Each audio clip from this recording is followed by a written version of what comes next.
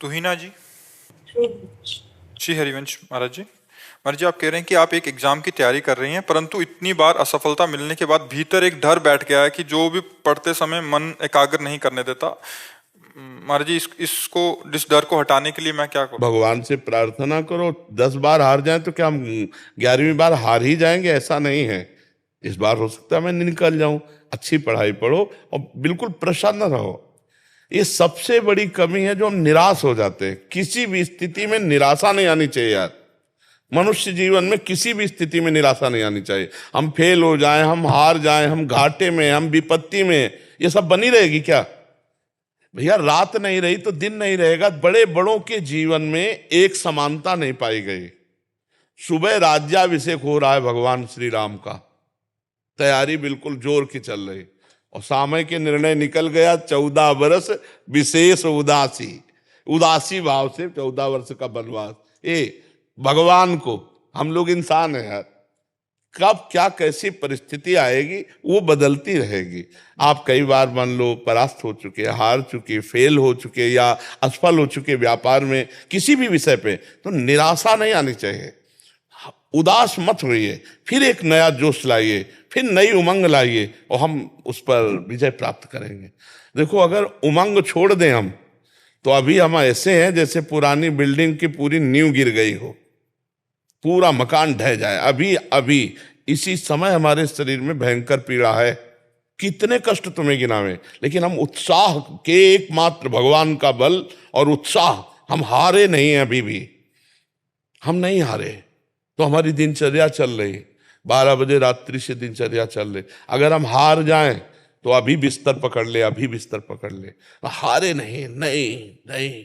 ये शरीर रोगी हो सकता है, मैं रोगी नहीं हूं। ये शरीर में पीड़ा है, मेरे में पीड़ा नहीं। तो हम आपके साथ बैठे हुए प्रश्न उत्तर कर रहे, हमारी दिनचर्या चल रही। अगर आप हार जाएंगी तो देखो आपको विक्षेप पड़ने लगा, कि पढ़ते हुए विक्षेप कि यार आप फेल तो हो ही जाना है, या पता नहीं फिर फेल हो गए तो सब पढ़ाई लिखाई नहीं। अगर हम फिर भी फेल हो जाते तो फिर भी निराश नहीं होंगे। फिर मान लो पढ़ाई ही केवल जीवन थोड़ी है, और भी जीने के उद्देश्य हैं, और भी जीने के रास्ते हैं। केवल पढ़ाई, अगर हम पढ़ाई में नहीं सफल हो पाते हैं तो क्या हमारा जीवन ही बेकार हो जाएगा? बहुत विवेक से हमें जीना है। हमें समाज के लिए जीना है, परिवार के लिए जीना है।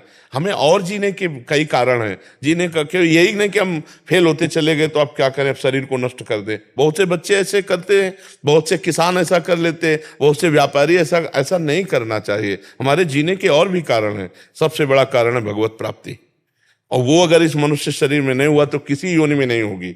मुझे भजन करना, मुझे भगवान की प्राप्ति करनी, और भगवान मिल गए तो सब कुछ मिल जाएगा। आप विचार करो, भगवान मिल, हमको एक बहुत बड़े विद्वान मिले काशी में। जब हम घाटों पे रहते थे वैराग्य से, तो उन्होंने कहा, स्वामी जी आप कितना पढ़े? उनका कक्षा 9, गांव के स्कूल के। उनका जीवन बेकार है, कम से कम व्याकरण तो पढ़ लीजिए। संस्कृत का एक होता है व्याकरण, जिसमें शास्त्रीय शब्दों का ज्ञान होता है। उनका हमारी आस्था नहीं रही, हमारी आस्था भजन और तपस्या में है। तो उनका क्या ज्ञान प्राप्त हो जाएगा भजन और तपस्या से, बिना व्याकरण पढ़े? उनका मुझे तो ऐसा विश्वास है कि वेदों का अर्थ भी आ जाएगा अगर तपस्या और भजन हो। क्योंकि तपस्या से क्या नहीं हो सकता, भजन से क्या नहीं हो सकता। तो उस समय तो हमारा जीवन ऐसा था, कोई मतलब ही नहीं था कि ज्ञान और प्रवचन और प्रश्नोत्तर, कोई सवाल ही नहीं था उस समय। तो एक केवल लक्ष्य था भगवत प्राप्त। लक्ष्य बना लिया तो आज आपका प्रश्न बाद में पूरा होगा, उत्तर पहले दिमाग हमारा तैयार कर लेता है। ये हमको बताते थोड़ी कि हम प्रश्न का क्या करने वाले हैं। ऐसा नहीं है कि पहले हमें प्रश्न बताया गया हो फिर हम उसका उत्तर चयन किया हो, फिर नहीं। आप करो, आप प्रश्न करो, और पूरा नहीं होने देंगे, उत्तर भगवान पहले यहां फिट कर देंगे।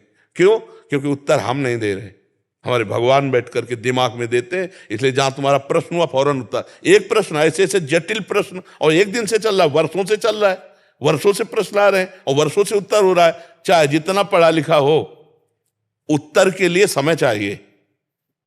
उत्तर के लिए समय चाहिए कि नहीं चाहिए? कि भाई ये एक विषय का उत्तर थोड़ी हो रहा है। लेकिन आप देख रहे हो प्रश्न के उत्तर, ये पढ़ाई का उत्तर नहीं है। कक्षा 9 पढ़े हैं गांव के स्कूल की चलते हो हालत क्या होती है, धूप में मास्टर बैठे, सर्दी में लड़का उधर बैठे हुए। हम ऐसे स्कूल में पढ़े, ऐसे थोड़ी पढ़े कि ABCD तो 6 से शुरू की जाती, कक्षा 6 से ABCD शुरू होती थी।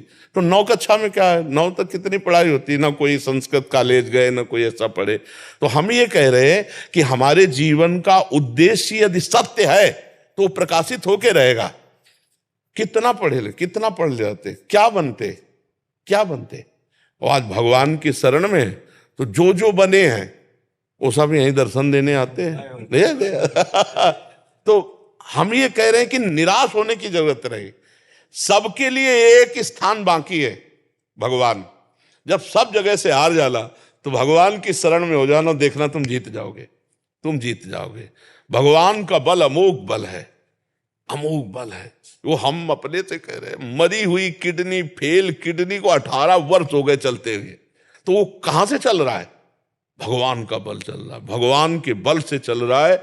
वो करतुम अकर्तुम अन्यथा करतुम है, हारना नहीं, कभी हारना नहीं। अंदर से भगवान से जुड़े रहो, इस बार नहीं तो इस बार जीतेंगे, निराश मत हो। और भगवान का बल नहीं होगा तो जीते हुए भी हारे हुए हो, और भगवान का बल है तो हारे हुए भी जीत जाओगे, पक्का समझो। जैसे युधिष्ठिर जी हार गए सब कुछ, लेकिन जीता कौन? सच्ची में युधिष्ठिर जीते, सिंहासन पर युधिष्ठिर जी बैठे। इसलिए धर्म से चलो, नाम जप करो और निराश मत हो, भगवान का भरोसा पक्का रखो। चाहे जिसका प्रश्न हो, संभल के रहो। अगर मन निगेटिव में ले गया तो डिप्रेशन में ले जाएगा, परीक्षा के तो बाद जाने दो। नकारात्मक सोच बढ़ती जाए तो डिप्रेशन में पहुंच जाओगे। इसलिए प्रसन्न रहना सीखो।